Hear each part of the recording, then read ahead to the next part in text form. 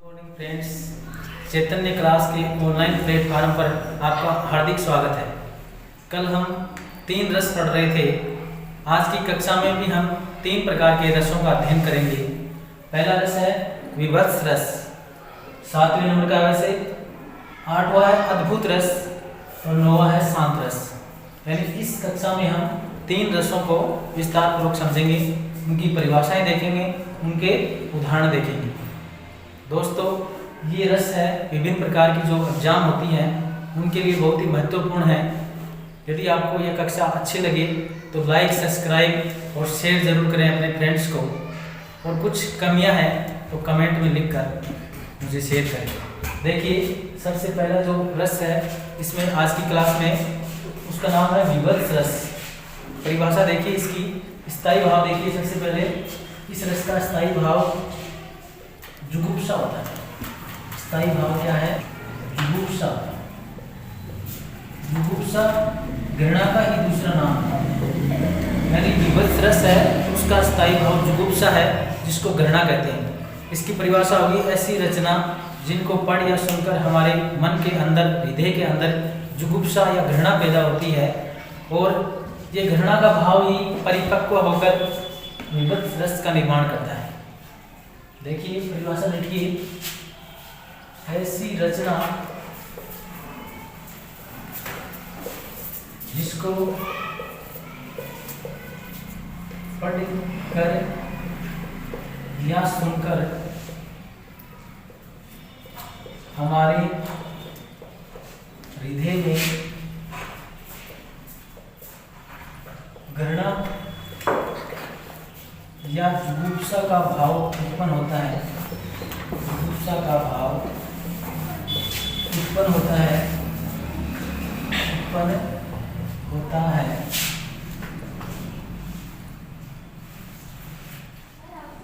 और यह भाव ही परिपक्व अवस्था में पहुंचकर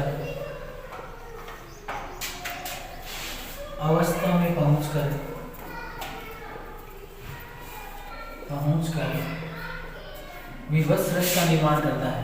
विभत्स रस का निर्माण करता है। यानी इस प्रकार की रचना जिसको पढ़ या सुनकर हमारे मन के अंदर एक प्रकार की घृणा जागृत हो, जुगुप्सा जागृत हो, और वो जुगुप्सा परिपक्व होकर विभत्स रस का निर्माण करती है। यानी कुछ दुर्गंध, सड़ी गड़ी हास्य हैं, या जो ऐसा दृश्य है जिससे मन के अंदर घृणा का भाव पैदा हो, तो वो कौन सी रस के अंदर आती है? विभत्स रस के अंदर आती है। अब इसका उदाहरण देखिए। इसका उदाहरण है सिर पर बैठो काल, आंख दो हाथ निकाल। यानी एक प्रकार का घृणित दृश्य का वर्णन किया गया है। इस सिर पर कौवा बैठा हुआ है और दोनों आंखें वो निकाल कर खा रहा है। ऐसे दृश्य देखकर हमारे मन में घृणा पैदा होती है, जुगुप्सा का भाव उत्पन्न होता है।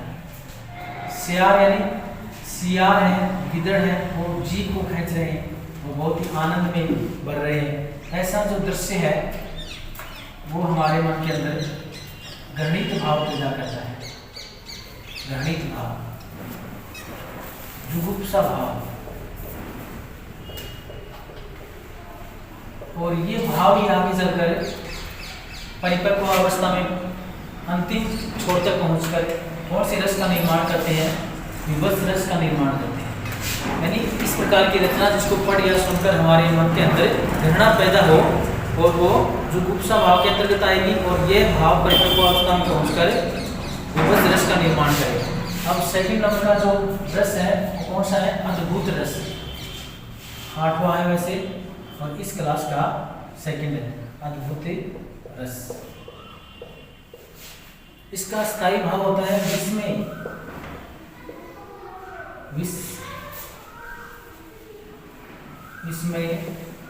या आश्चर्य। ये क्या होता है? इसका स्थायी भाव होता है। अद्भुत रस का स्थायी भाव क्या है? विस्मय या आश्चर्य। ऐसी रचना जो अलौकिक हो, विचित्र हो, तो उसको पढ़ या सुनकर हमारे मन में कैसा भाव आएगा? आश्चर्य का भाव आएगा। तो आश्चर्य का भाव ही परिपक्व होकर अद्भुत रस का निर्माण करता है। ऐसी रचना जो अलौकिक हो, विचित्र घटना हो, उसको पढ़कर या सुनकर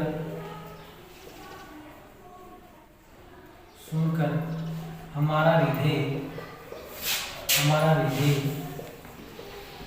चकित, विस्मित हो जाता है और यही विस्मय भाव और यही विस्मय भाव परिपक्व अवस्था में पहुंचकर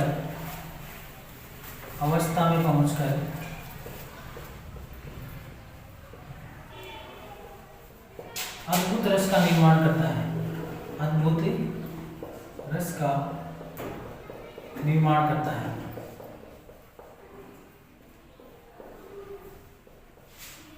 अब इसका उदाहरण देखिए। उदाहरण है, अखिल भुवन चर अचर जग हरिमुख में जगमातु, चकित यशोदा गदगद वचन विकसति दृग पुलकत मातु। यानी उस समय की घटना है जब श्री कृष्ण भगवान माँ यशोदा के यहाँ खेल रहे थे और खेलते खेलते उन्होंने मिट्टी का बड़ा सा ढेला मुंह के अंदर रख लिया। तो माँ उसको देख रही थी, यशोदा मैया, तो उसके कान पकड़ के अपने पास लाई और मुंह दबा के बोली कि आपने मिट्टी खाई है। तो श्री कृष्ण भगवान पहले तो मना करने लगे, लेकिन बाद में वो बोली आप मुंह खोलो, आपने मिट्टी खाई है। तो श्री कृष्ण ने बड़ा सा मुंह खोला तो उसमें क्या दिखा उसको? तीनों लोक का दृश्य दिखा। माता यशोदा है, वो खाकर गस है, चक्कर खाकर वहां गिर पड़ी। यानी इस प्रकार की अलौकिक विचित्र घटनाएं देखी उसने, विचित्र अनोखी अलौकिक घटना देखी जो यहाँ वर्णित की गई है।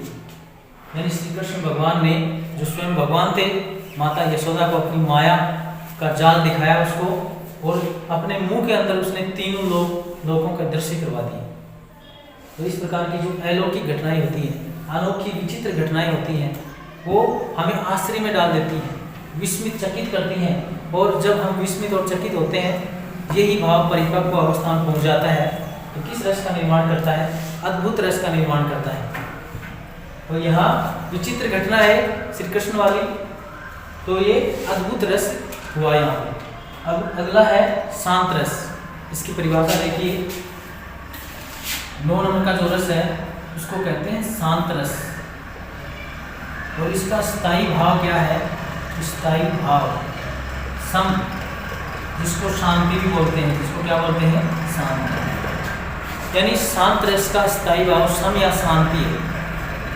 ऐसी रचना जिसको पढ़ या सुनकर हमारे मन में वैराग्य का भाव पैदा हो, शांति आए, सम आए, तो ऐसी रचना शांत रस के अंदर परिगणित की जाती है। इस प्रकार की रचना जिसको पढ़ या सुनकर, परिभाषा लिखिए, इस प्रकार की रचना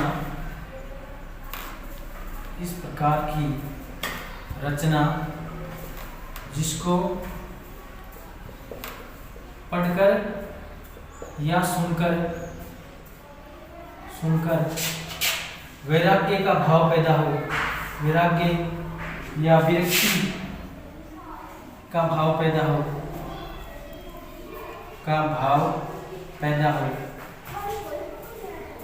और यही भाव परिपक्व होकर शांत रस का निर्माण करता है। शांत रस का निर्माण करता है। अब देखिए यहाँ इसका उदाहरण देखिए। बुद्ध का संसार त्याग, क्या भाग रहा हूँ भार देख, तू मेरी और निहार देख, मैं त्याग चला निसार देख। यानी इसमें महात्मा बुद्ध के बारे में वर्णन है। जब महात्मा बुद्ध हैं, उन्होंने संसार की असारता को देखा, उन्होंने सोचा संसार कुछ भी नहीं है, संसार एक प्रकार निसार है, कोई सहारा नहीं संसार में, तो उन्होंने गृह त्याग दिया चुपचाप और वो सन्यासी बन गए। तो इस प्रकार की जो घटनाएं आती हैं वो शांत रस में आती है, उसमें वैराग्य भाव पैदा होता है, विरक्ति का भाव पैदा होता है। और शांत रस यानी स्थायी भाव इसका सम है, और विरक्ति का भाव पैदा हो गया तो ये शांत रस निर्मित करता है। एक बार वापस से तीनों रसों को रिपीट करवाता हूँ, ध्यान से सुनिए। पहला है विभत्स रस, इसका स्थायी भाव होता है जुगुप्सा या घृणा, यानी ऐसी रचना जिसको पढ़िया सुनकर हमारे हृदय में घृणा या जुगुप्सा का भाव पैदा होता है, और यही भाव आगे परिपक्व अवस्था में चरम पर पहुंच जाता है, तो किस रस का निर्माण करता है? विभत्स रस का निर्माण करता है। जैसे उदाहरण देखिए, सिर पर बैठो काग आंख दो हाथ निकारत, यानी इस प्रकार का दृश्य जिससे घृणा पैदा होती है। सिर पर कौवा बैठा हुआ है, एक मृत व्यक्ति की लाश है, शव है, और दोनों आंखें निकाल कर खा रहा है, और सियार भी उसकी जीभा को खींच रहे हैं। इस प्रकार का दृश्य हमारे मन में घृणा पैदा करता है, घृणित भाव होता है, और यही परिपक्व अवस्था में पहुंचकर विभत्स रस का निर्माण करता है। अगला अद्भुत रस है, इसमें और आश्चर्य इसका स्थायी भाव हो गया। और ऐसी रचना जो अलौकिक हो, विचित्र घटना हो, जिसको पढ़ सुनकर हमारे मन में विस्मय आश्चर्य जगे, और यही आश्चर्य परिपक्व और चरम सीमा तक पहुंचकर अद्भुत रस का निर्माण करता है। अब देखिए इसका उदाहरण, अखिल भुवन, भुवन मानी संसार होता है, अखिल मानी संपूर्ण, चर अचर जो चलायमान है और अचर है, इस प्रकार के संसार में हरि मुख में जग मातु चकित यशोदा गदगद वचन विकसित दृढ़ पुलकत मातु, यानी श्री कृष्ण भगवान ने माता यशोदा को इस प्रकार की घटना अपने मुंह में दिखा दी, इसमें मुंह में तीनों लोगों के दृश्य करवा दिए। तो क्या होता है उसमें आश्चर्य होता है, विस्मय होता है। विस्मय हो जाने के कारण इसमें अद्भुत रस का निर्माण हुआ। कौन से रस का निर्माण हुआ? अद्भुत रस का निर्माण हुआ। अगला रस है शांत रस। देखिए शांत रस, इसका स्थायी भाव सम या शांति होता है। ऐसी रचना जिसको पढ़ या सुनकर हमारे मन के अंदर वैराग्य भाव जगे, विरक्ति का भाव पैदा हो, तो ऐसी रचना आगे चलकर शांत रस के रूप में परिगणित की जाती है। यानी जो वैराग्य जगाए, विरक्ति का भाव जगाए, सन्यासी का भाव जगाए, ऐसी रचना कौन सी होती है? शांत रस से होती है। इसका उदाहरण देखिए, महात्मा बुद्ध थे, उन्होंने अपनी जवानी के दिनों में ग्रह को छोड़ दिया था, ग्रह त्याग कर दिया था। उन्होंने सोचा कि संसार कुछ भी नहीं है, संसार एक निस्सार है, कोई भी सार नहीं है। तो उन्होंने चुपचाप ही रात्रिकालीन समय में अपने घर को त्याग दिया और एक सन्यासी बन गए। भगवान परमात्मा की, ईश्वर की खोज में वो लीन हो गए और उनको अद्भुत ज्ञान भी हुआ। फिर बुद्ध का संसार त्याग किया, भाग रहा हूँ, भार देख तू मेरी ओर निहार देख, मैं त्याग चला निसार देख। यानी वो कहने लगे, मैं संसार को एक बोझ नहीं समझ रहा हूँ, लेकिन ये संसार क्या है? असार है, इसमें कोई सारांश नहीं है, इस कारण मैं संसार को त्याग कर रहा हूँ, इससे विरक्ति ले रहा हूँ। ऐसे रस होते हैं, वो शांत रस के अंतर्गत आते हैं। तो धन्यवाद फ्रेंड्स, ये कक्षा आपको अच्छी लगी तो लाइक कमेंट शेयर जरूर करें।